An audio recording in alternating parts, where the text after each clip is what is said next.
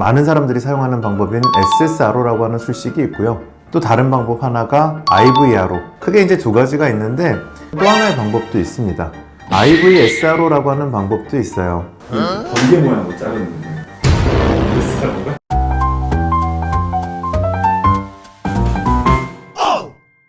안녕하세요. 정선비 정한울입니다.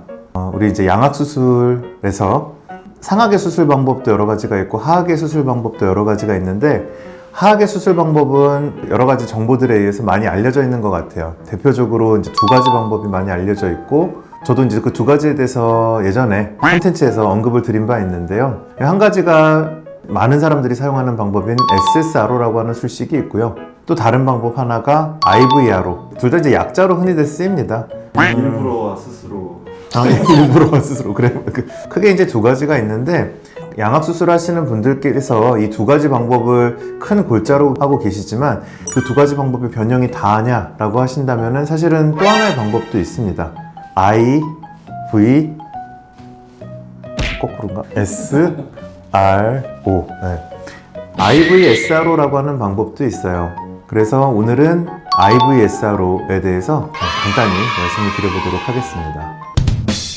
SSRO라고 하는 술식은요, 약간 미닫이 문처럼 이 가운데 있는 치아 부분의 턱 부분을 이제 앞으로 꺼내든 뒤로 위치시키든 변화들을 주는 술식이라고 보시면 되고요. IVRO라고 하는 술식은 턱 관절이 있는 부분의 뼈를 수직으로 끊어버립니다. 신경을 안 다치도록 신경 뒤쪽에서 이렇게 수직으로 끊어서 뒤에 있는 턱 관절 부분은 가만히 내버려두고 고정하지 않고 마무리하는 게 이제 IVRO라고 하는 술식입니다. SSRO라고 하는 거는 뼈를 위에서 보면 이렇게 쪼개는 식이기 때문에 기본적으로 뼈를 위치를 바꾸고 다시 붙여야 되는데 뼈라는 것들은 뼈끼리 많이 붙어야 당연하지만 빠른 회복이 있고 좋습니다.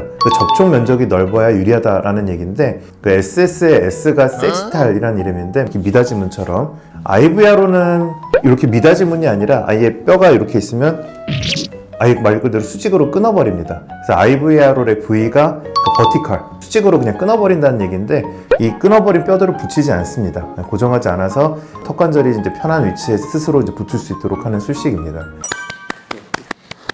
그럼 이제 도대체 IVSRO는 뭐냐? SSRO라고 하는 술식과 IVRO라고 하는 술식의 장점을 취합해서 만든 어떤 제3의 술식이라고 생각을 하시면 좋을 것 같습니다. IVSRO는 SSRO의 장점 중에서 뼈끼리 붙는 접촉 면적이 넓어서 회복에 좀 유리하다라는 그런 장점을 가지고 왔고요. 그 IVRO랑 비교를 하면은요, IVRO는 기본적으로 신경을 직접적으로 건드리지 않아요. IVRO의 장점처럼 신경을 수술 중간에 덜 만나게 되다 보니까 신경에 대한 뭐 손상 가능성 이런 것들을 조금 더 줄일 수 있는 장점을 가져온 거죠. IVRO에서. IVRO는 이제 수직으로 자르기 때문에 그 붙는 접촉 면적이 좀 적습니다. 반면에 이제 IVSRO는 기본적으로 뼈 접촉 면적이 넓어서 환자분들 회복이나 이런 부분에서 굉장히 유리한 장점이 있어요. 컬로 뭐 이렇게 되어 있는 건 없나요? 있는데. 제가 이해하는 게 맞는지 모르겠네요. 번개 모양으로 자르는 거예요. 그러니까 SSRO는 턱뼈가 SSRO는 요거를 이렇게 잘라요. IVRO는 요걸 이렇게 잘라요. IVSRO는 이렇게 쪼개요. 그러니까 이게 메커니즘을 자세히 하기 어려운데 얘는 안 맞나요.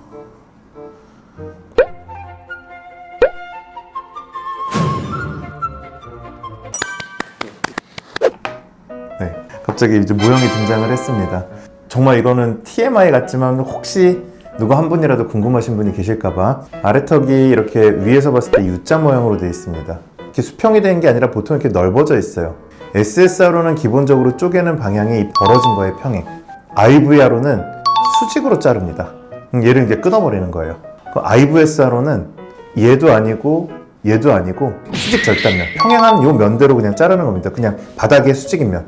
그러니까 어슷썰기 같은 거잖아요. 그쵸. 뼈 기준에서는 네, 그렇죠. 쪼개는 게 그 벌어져 있는 요거대로 자르는 게 아니라 수직 방향으로 그냥 그거대로 자르는 겁니다. 그러다 보니까 얘네들끼리 부딪히는 거 없게 SSR의 장점 일부와 IVR의 장점 일부를 둘 다 가질 수 있다라고 이제 되는 건데 너무 어려운 얘기니까 요 정도까지만 할게요. 그리고 IVSRO는 제가 아까 말씀 안 드린 또 하나의 특징이 있는데 요술식은 SSRO처럼 고정을 할 수도 있고요.